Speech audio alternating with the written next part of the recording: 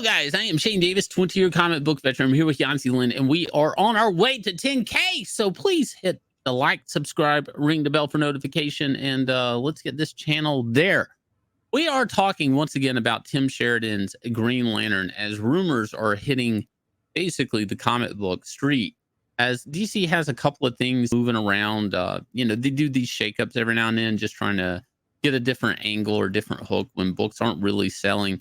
I guess Tim's name was brought up in some of these books, and this goes back to Thinking Critical in this article. But the rumor is Tim Sheridan is unhappy with DC Comics and kind of rage quits. Now, we're going to get into this, but as a reminder, on past videos, Tim Sheridan did basically a promo video for this Green Lantern book and about Alan Scott and how brave and bold it is for the character to come out and be gay.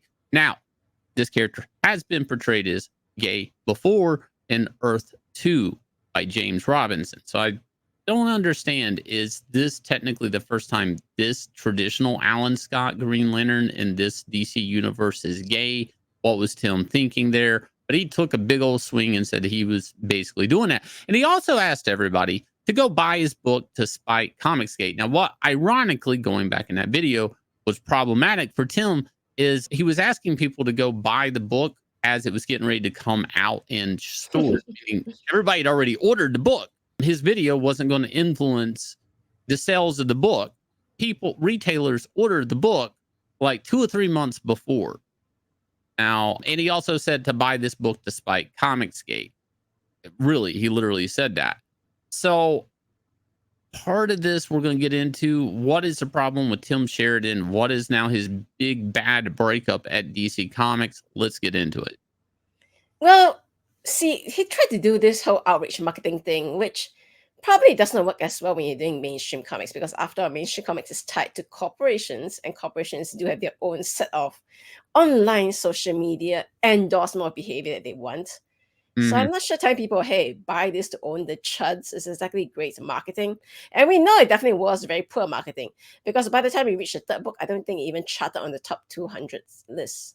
No. I know it dropped below the top 100 by the second issue, though. So pretty yikes if you think about it. It's only 6 issues. You can't commit to 6 issues, guys. Well, obviously they couldn't. So we have been hearing that yes, DC is planning a shakeup again. When is DC not planning a shakeup, right? But then Tim Sheridan is on the list of so-called people that they think would kind of lead it. And he's like, I don't think so. Well, why is he saying he won't do it? Supposedly it's because Tim Sheridan is unhappy with how DC Comics supposedly left him out to dry with the gay Alan Scott Green Lantern with very little support, blaming the company for its poor reception and sales. Okay. So hang on. So you go there, strap a whole bunch of crap by telling people own the charts, buy the book. And when it didn't work out, you blame the company for not marketing you enough. Like, what are they supposed to do? Back you up and say, yeah, go on, buy this, own the chuds. Right. I don't know.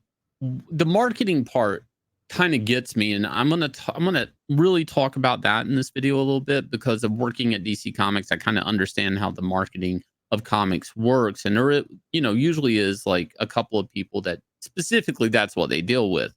Now they're usually kind of like hype men in a way that they're kind of behind the scenes. And I know a lot of people don't want to hear this, but when you see an article at Newsarama, or what used to be Newsarama, and Bleeding Cool and things like this, these comic book websites that are kind of like the shill media, there are some palms being greased to an extent. A lot of it has to do with them buying advertisement and stuff like that. But there's tiers of this, like what I would call influencer websites. DC Comics will get and pay for some press. Now, some of those sites are going to talk about a series just because it's big. It's usually the ones that aren't big that they start talking about. That's when they're paying for it. Now, you're going to say, well, Jonathan Kent's Superman was gay. Everybody was talking about it. And I'm pretty sure Tim Sheridan got on board with that. It's like, okay, Robin's gay. People talked about it. He would get that same type of hype of these other gay characters. Except a lot of people don't really think of Alan Scott as a Green Lantern. So even though it was Green Lantern's gay, it's technically to a lot of people not canon Green Lantern. There's a lot of reasons for that. Alan Scott's more of a magic-based character. It doesn't really tie into the Lantern Corps or any of that stuff. So he kind of expected the same rollout. Now, DC Comics ain't out here paying USA Today or the whatever newspaper to advertise or talk about basically gay Superman. They're not. The media is picking up on that. Now, that's the high tier of press. Now, if you buy a lot of the mid-ground influencer websites and it gets a response, that real world news will eventually talk about it. Unfortunately, to get real world news to talk about it, you have to do drastic things with the character. And this is where it gets interesting. Maybe you have to kill the character, like Death of Superman, Batman's back being broke. But now, today, we actually just make characters gay.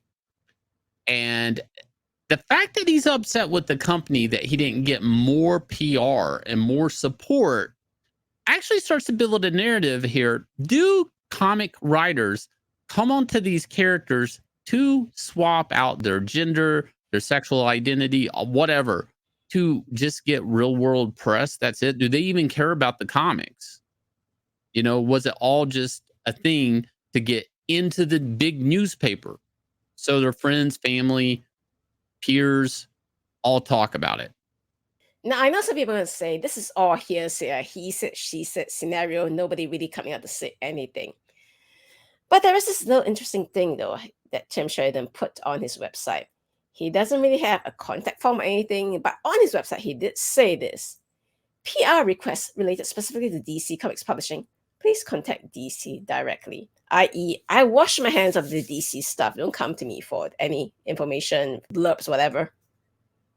And this is what's interesting to me. I mean, Tim Sheridan went out there, and props to him. He went out there and said, buy my book despite these fucks over here, these right-wing guys, these comic skaters, all of that. Kind of respect that in a way. I know people are going to judge me on what I just said, but in a way, I kind of respect it. He got up to plate. He took a big old swing, and at least he was honest.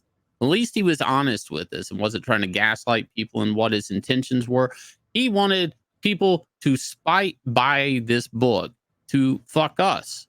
So with that said, and the fact that he's displeased and obviously just kind of saying, go bother DC Comics, don't bother me anymore, it's very apparent. The guy really thought he was going to get real world press. He thought he was going to get his names up in lights. Big, bold news. This guy chose not to have heterosexual sex, and now he's having gay sex. He's gay. And that's the big gotcha. That's the big story, guys. And oh, by the way, I happened to there was a whole thing like he was going to donate to charity, right? Like his royalties. Yeah, he was like, I'm going to donate all my royalties to it. And we're like, well, he'd be lucky to scratch together $100 based on the sales number we're seeing. Yeah. And I mean, he's lucky it made it all the way through and it didn't get kind of closed down to a 4-issue run or something like that, or 3 issues. I mean, because they saw the sales off the first issue, and you can kind of assume a third of the sales decrease on the second issue, and just down it goes. I'm pretty sure it's got to be up in order in trade, and DC Comics isn't seeing a big old return on this. Now, there's the victim side of the coin, which I'm going to end on. He could play the victim that DC Comics is just using him and using appealing to the LGBTQIA whatever community as a virtue signal, and he was just a pawn in a game of chess for 1 month a year of celebration. But the reality is he had different expectations of this, and as far as PR went, and this was about, in my honest opinion, his name being up in lights. If you guys will hit like, subscribe, ring the bell for notification. Also, please go sign up for Inglorious Rex Volume 3. Sign up is live now. You will get a free lenticular card, and these cards are going for like $30 on eBay just for signing up. And when you buy a tier off the secret tier sign-up list, you do get that card for free. Very special, expensive cards that we offer to people in our signups. We will catch you guys again with another video. Here's a trailer for Inglorious Rex Volume 2, which is out right now, and Volume 3 coming soon.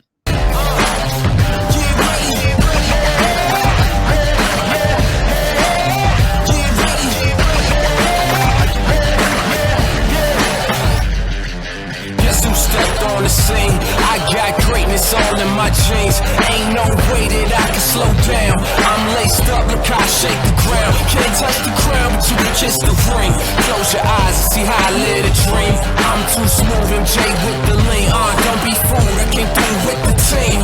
This is over their heads, how high can it go? I'm too over the edge, got my eyes on the goal. And we right back at it, keep them right on their toes. Look at the way that I move, this is all that I know. Cause I got the drive, I put it in gear. Line them up, I don't see no competitors here. If it ain't first place, we really can't settle for it. Listen up, get ready for it.